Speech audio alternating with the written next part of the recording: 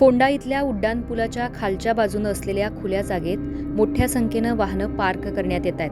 बेशिस्तपणे park करण्यात आलेल्या वाहनांमुळं परिसरात बेकायदेशीर कृत्य घडत असल्याची चर्चा पुन्हा सुरू झाली आहे. बांधकाम खात्याच्या राष्ट्रीय महामार्ग विभागानं गांभीर्यानं लक्ष देऊन जागेचा योग्य वापर करण्याची आवश्यकता आहे.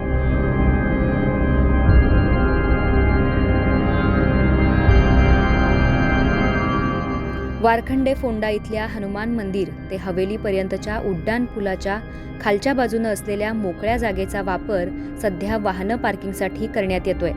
काही जणांनी परिसरात वाहनं दुरुस्ती करण्यासाठी गॅरेज सुरू केले आहेत. तसंच अनेक वाहनांना रंगकाम करण्याचे कामसुद्धा या ठिकाणी जोरात सुरू आहे. बांधकाम खात्यानं अजूनपर्यंत दखल घेतली नाही. भविष्यात आणखीन नवीन गॅरेज तसंच अन्य व्यवसाय सुरू होण्याची शक्यता आहे.